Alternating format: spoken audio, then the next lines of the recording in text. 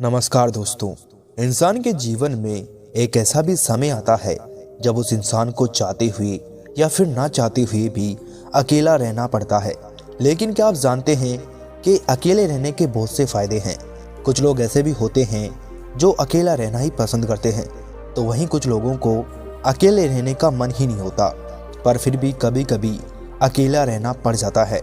जिसको अपने जीवन में अकेले रहना है तो वो अकेले रहने के इन खास फायदों को जाने, जिससे वो अकेले रहने के इन फायदों का आनंद ले सके। अगर आप ऐसा इंसान हैं जो कि हमेशा किसी के साथ रहना पसंद करता है, तो आपका अकेला रहना थोड़ा सा मुश्किल हो सकता है। पर आप चिंता ना करें, आप अकेले रहकर जो हासिल कर सकते हैं वो किसी के साथ रहकर हासिल नहीं कर सकते। तो आज मैं इस वीडियो में आपको यही बताऊंगा कि अकेले रहकर हम कैसे हर चीज़ को हासिल कर सकते हैं। बस आप इस कहानी में अंत तक ज़रूर बने रहना। एक नगर में गोपी और भोला नाम के दो बालक रहा करते थे। दोनों बालक सगे भाई थे। उनके पिता नगर के बहुत ही बड़े व्यापारी थे। नगर में उनके पिता का बहुत ही ज़्यादा मान सम्मान था। नगर के सभी लोग उसके पिता का बहुत ही ज़्यादा सम्मान किया करते थे। व्यापारी भी नगर के सभी लोगों के दुख तकलीफ में उनकी मदद किया करता था। गोपी और भोला समय के साथ बड़े हो रहे थे, तो व्यापारी ने उनकी शिक्षा के लिए उन्हें पास के नगर में ही भेज दिया। अब गोपी और भोला दोनों शिक्षा ग्रहण करने के लिए आश्रम में चले गए। वहां पर बौद्ध भिक्षु ने उन्हें आश्रम के सारे नियम समझा दिए और उनको अपनी अपनी एक एक कुटिया दे दी जिसमें वो रह सके। भोला स्वभाव से शांत व सरल था, वहीं गोपी चंचल स्वभाव का था।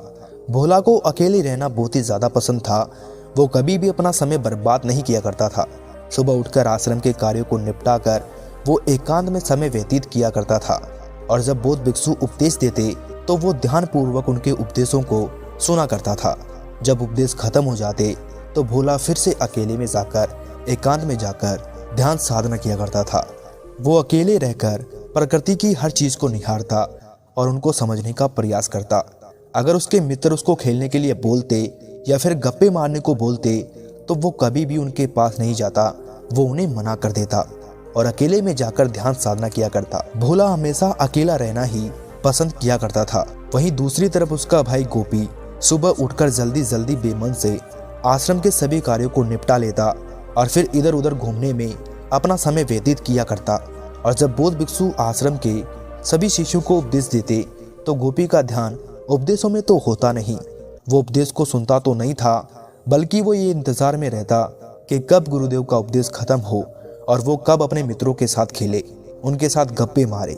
ऐसे ही धीरे धीरे समय निकलता गया और गोपी और भोला की शिक्षा पूर्ण हो गई और वो अपने घर लौट आए। घर आने के बाद भोला अपने पिताजी के व्यवसाय में मदद करने लगा। वहीं गोपी दिन भर अपने दोस्तों के साथ घूमता रहता और मौज मस्ती करता रहता, इधर उधर की बातें करता, उनसे गप्पे मारता। वो दिन भर नगर में इधर उधर घूमता ही रहता। फिर कुछ वर्षों के बाद व्यापारी ने गोपी और भोला दोनों की शादी करवा दी। सब कुछ बहुत ही अच्छे से चल रहा था। तभी एक दिन अचानक व्यापारी की तबीयत बिगड़ गई। व्यापारी का इलाज करवाया गया, पर वृद्धावस्था में होने के कारण कोई भी जड़ी बूटी ज़्यादा काम नहीं कर पाई। तब व्यापारी ने अपने दोनों बेटों भोला और गोपी को अपने पास बुलाया और कहा कि मेरे जाने के बाद तुम दोनों अपनी माँ का ख्याल रखना और व्यवसाय को आगे बढ़ाना। इसके बाद व्यापारी ने दोनों बेटों को अपनी आधी आधी जायदाद दे दी, ताकि भविष्य में जाकर जायदाद के मामले में उनके बीच कोई भी झगड़ा ना हो। व्यापारी की बात सुनकर भोला ने व्यापारी से कहा कि पिताजी, आप माँ की चिंता ना करें, मैं माँ को अच्छे से रखूँगा। भोला की ऐसी बात सुनते ही व्यापारी ने दम तोड़ दिया। व्यापारी की मृत्यु हो चुकी थी।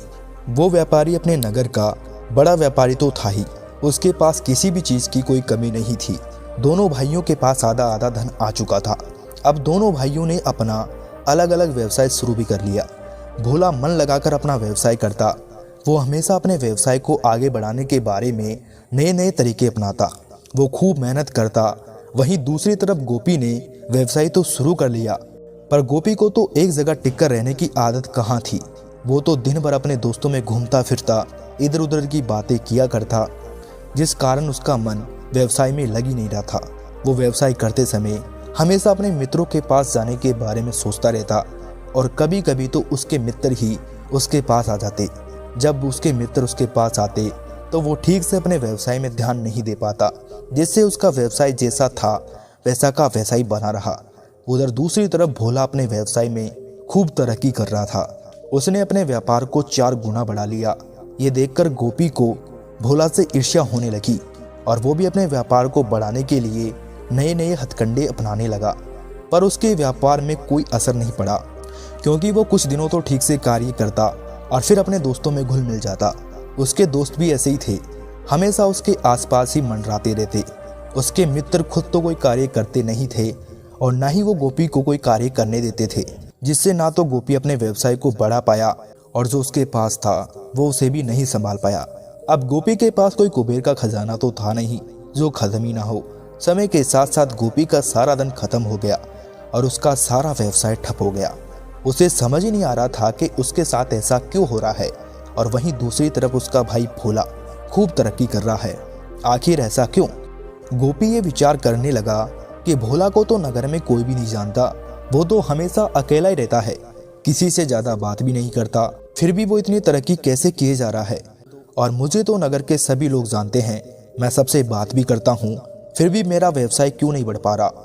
गोपी यही सोचकर परेशान हो गया और सोचने लगा कि आखिर भोला के पास ऐसा क्या है जो मेरे पास नहीं है। आखिर मुझे इसका पता लगाना ही होगा और मुझे ये बात गुरुदेव ही बता सकते हैं। यही सोचकर वो अपने गुरु के पास आया, जिन्होंने उसे और भोला को शिक्षा दी थी। गोपी गुरुदेव के पास जाकर उन्हें प्रणाम करता है। बौद्ध भिक्षु गोपी को परेशान देखकर उससे पूछते हैं कि क्या हुआ वत्स, तुम इतने चिंतित क्यों हो? बौद्ध भिक्षु की बात सुनकर गोपी बौद्ध भिक्षु से बोला कि गुरुदेव, आप मुझे ये बताइए कि भोला के पास ऐसा क्या है जो मेरे पास नहीं है। हम दोनों ने आपसे ही शिक्षा ग्रहण की है, लेकिन वो व्यवसाय में मेरे से बहुत आगे है। मुझे ये समझ ही नहीं आ रहा कि वो ना तो किसी से ज़्यादा बात करता है और ना ही किसी से ज़्यादा मिलता है। वो हमेशा अकेला ही रहता है, फिर भी वो इतनी तरक्की कैसे कर रहा है। और मैं तो सबसे बात करता हूँ, नगर के सारे लोग मुझे जानते हैं, फिर भी मेरा व्यवसाय ठप है। आखिर ऐसा क्यों है गुरुदेव? बौद्ध भिक्षु गोपी की पूरी बात बड़े ध्यान से सुनते हैं और उसकी पूरी बात सुनने के बाद वो मुस्कुराते हैं और गोपी से बोलते हैं कि भोला के पास अकेलेपन का आनंद है, उसके पास शांति है, अनुभव है जो उसने अकेले रहकर पाया है। मेरी एक बात हमेशा याद रखना बस, जो तुम अकेले में रहकर हासिल कर सकते हो वो तुम किसी के साथ रहकर हासिल नहीं कर सकते। और यही भोला ने किया है। उसने अकेले रहकर अपने आप को जाना है, इस प्रकृति को जाना है, अपने विचारों को समझा है, अपने समय को बर्बाद नहीं किया, अपने हर पल का सही तरीके से उपयोग किया है। और ये सारी खूबियाँ एक अकेले रहने वाले इंसान में ही होती है। अकेले रहने का मतलब ये नहीं होता कि आप घर वालों से भी अलग हो जाए, अपने माता पिता से भी अलग रहे, अपने परिवार से अलग रहे।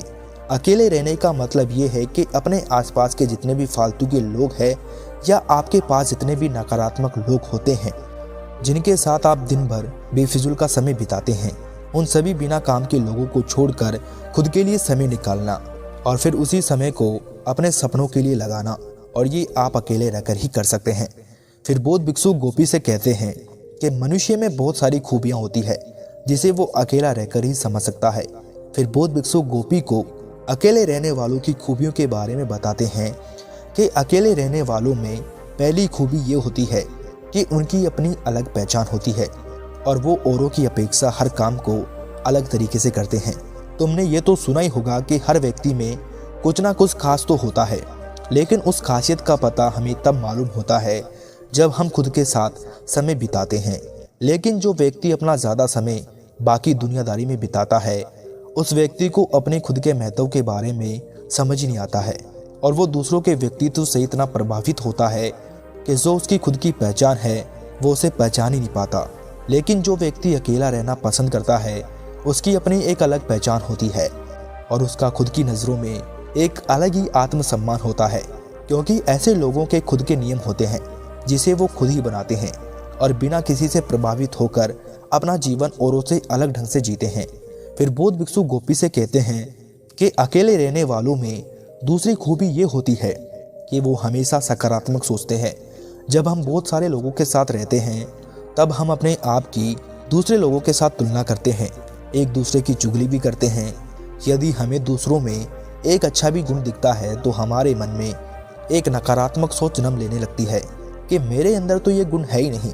लेकिन वहीं जब आप अकेले रहते हो तो आप इस तुलनात्मक स्थिति से दूर हो जाते हो।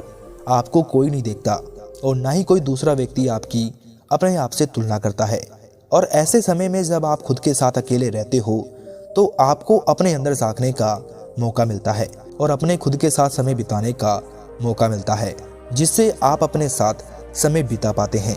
आप खुद को जान सकते हैं, खुद को समझ सकते हैं कि आप में और औरों में क्या अलग बात है जो आपको औरों से अलग व बेहतर बनाती है। जब आप खुद को जानने लगते हैं तो आपको अपने अंदर की खूबियों के बारे में पता लगने लगता है। तब आपके अंदर एक सकारात्मक ऊर्जा उत्पन्न होती है जो कि आपको सफलता की तरफ लेकर जाती है। फिर बौद्ध भिक्षु गोपी से कहते हैं कि अकेले रहने वालों की तीसरी खूबी ये होती है कि उनका दिमाग हमेशा वर्तमान में रहता है और वर्तमान में रहकर ही इंसान सब कुछ करता है और उसका परिणाम हमें भविष्य में मिलता है। लेकिन अक्सर लोग अतीत के बारे में और भविष्य के बारे में ही सोचते रहते हैं, वो अपने वर्तमान में रहते ही नहीं। अगर किसी भी व्यक्ति को अपने जीवन में सफल होना है या फिर खुद को बेहतर बनाना है तो उसे वर्तमान में जीना शुरू कर देना चाहिए। वर्तमान ही हर एक इंसान के लिए सब कुछ होता है। वर्तमान में ही जो कुछ किया जाएगा उसका परिणाम हमें भविष्य में मिलेगा। एक असफल इंसान वर्तमान को भूलकर भविष्य में जीने लगता है, पर एक सफल इंसान ये गलती बिल्कुल भी नहीं करता है। हर एक सफल इंसान वर्तमान में ही जीता है। अगर कोई व्यक्ति अकेले रहता है तो वो वर्तमान में जीना सीख जाता है और वर्तमान में रहकर ही हम एक कामयाब इंसान बन सकते हैं। अतीत की चिंता और भविष्य की चिंता से हमें कुछ भी हासिल नहीं होता सिवाय दुख के। फिर बौद्ध भिक्षु गोपी से कहते हैं कि अकेले रहने वालों की चौथी खूबी ये होती है कि वो अपने लक्ष्य को जल्दी से हासिल कर लेते हैं। जब भी हम अकेले रहते हैं तो हमारे आसपास हमारे कार्य के अलावा और कोई दूसरा कार्य होता ही नहीं है और इसी के साथ साथ हम दुनिया की कई बातों से काफ़ी दूर चले जाते हैं, जिससे हमारे पास काफ़ी समय होता है और हम उस समय को अपने लक्ष्य को पाने में लगा देते हैं। हम अकेले रहते हैं तो हमें किसी और के बारे में सोचने की ज़रूरत ही नहीं पड़ती। हम बस सिर्फ खुद के बारे में सोचते हैं, खुद के लिए काम करते हैं।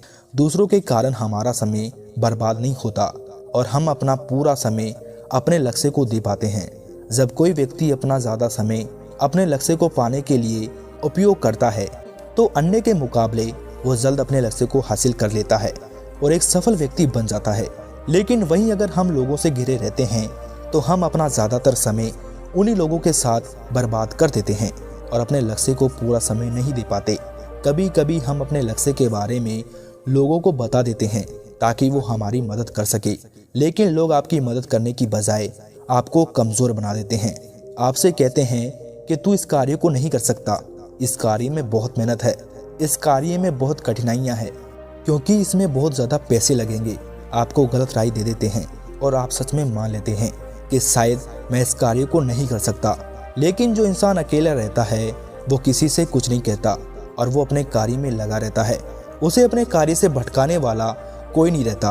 वो निरंतर अपने लक्ष्य की तरफ बढ़ता रहता है और सफलता को प्राप्त कर लेता है। आप जितने ज़्यादा लोगों के साथ रहोगे आपको अपना ही भड़काव मिलेगा, क्योंकि लोगों को थोड़ी पता है कि आप क्या कर सकते हैं, ये तो आपको ही पता है कि आप क्या कर सकते हैं।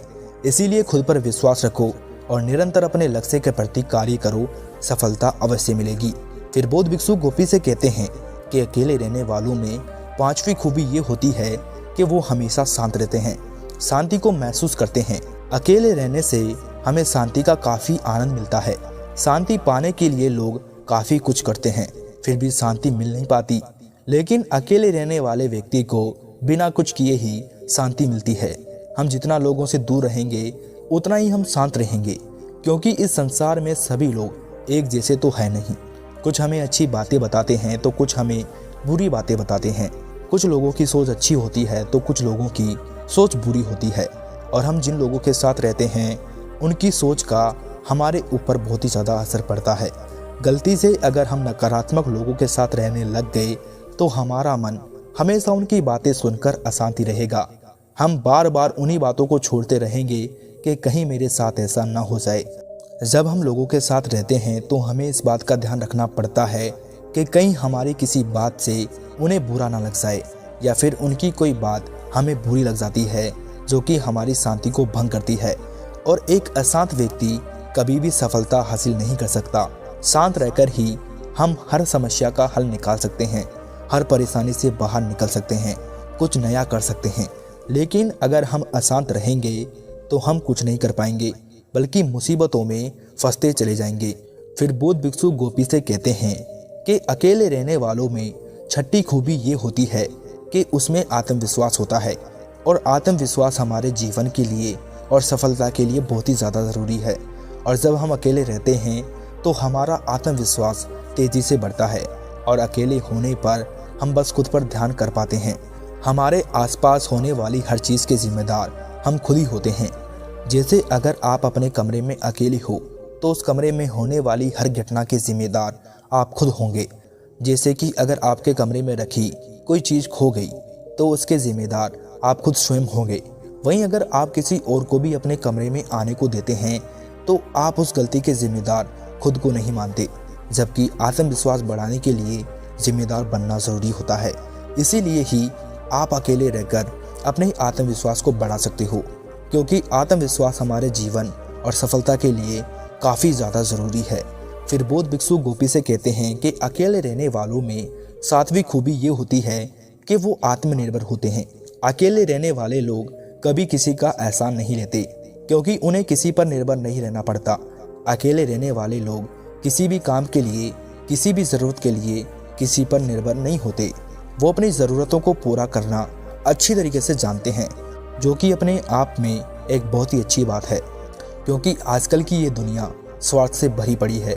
यदि आपने किसी दूसरे से थोड़ी भी मदद मांगी तो उसे वो आपको हमेशा याद दिलाते रहेंगे, गिनाते रहेंगे। लेकिन जो अकेले रहते हैं और आत्मनिर्भर हैं, वो किसी के एहसानों तले नहीं दबते, और जो अपना काम स्वयं करते हैं उसका काम समय पर पूरा भी हो जाता है, क्योंकि वो दूसरों पर निर्भर नहीं रहता, और जो दूसरों पर निर्भर रहता है उसका काम हमेशा अधूरा रह जाता है, क्योंकि हम दूसरों के ऊपर कोई रोक तो जमा नहीं सकते कि वो हमारा काम करे ही। उसकी मर्जी होगी तो वो हमारा काम करेगा, और अगर उसकी मर्जी नहीं रही तो वो हमारा काम नहीं करेगा। फिर बौद्ध भिक्षु गोपी को अकेले रहने वाले लोगों की आठवीं खूबी बताते हुए कहते हैं कि अकेले रहने वाले हमेशा नए नए रचनात्मक कार्य सोचते रहते हैं, और हम अकेले रहकर ही हर कार्य के प्रति बहुत ही अच्छे से सोच पाते हैं कि हमें उस कार्य में क्या क्या बदलाव करने हैं, क्या क्या नए तरीके अपनाने हैं। अपने व्यापार को बढ़ाने की कोशिश करते हैं।